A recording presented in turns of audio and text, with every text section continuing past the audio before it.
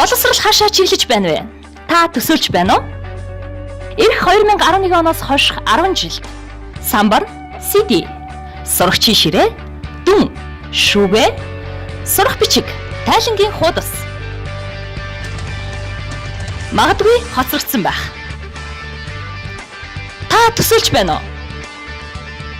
Бидний сурагчид компьютер ашиглан минутанд 60 үг шивэх, 2 дахь жилдээ имэйлийн оронд Twitter, Facebook, мессеж хэрэглэнэ.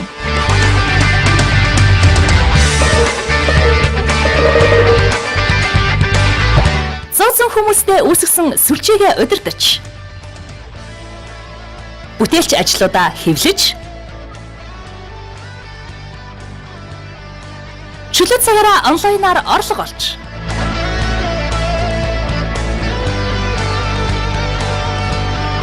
та төсөөлж байна уу? Үрч явдаг хичээлийн ном бүр 300 граммаас бага жинтэй таблетэн дээр багтаж, энэ зүүн технологийн дэвшлэн 20,000 жилийн өсөлттэй тэнцэнэ.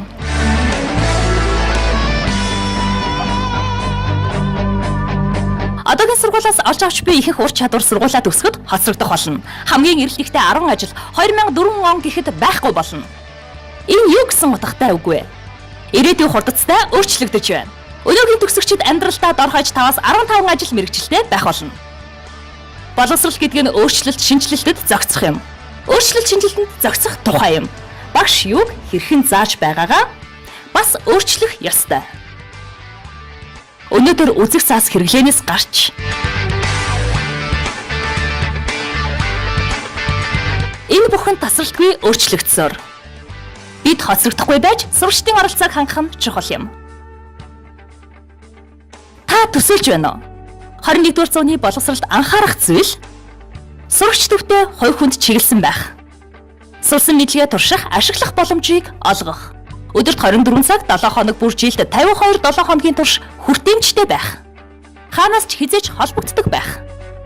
Та төсөөлж байна уу?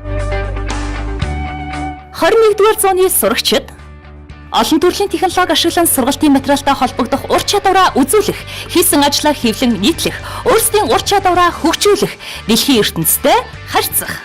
Төсөөлтөө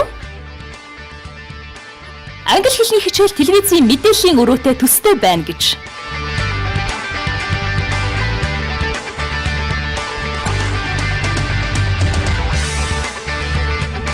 Физик болон автозасварын сурагчид асуудлыг хамтран шийдвэрлэхийн тулд машинаар уралдана.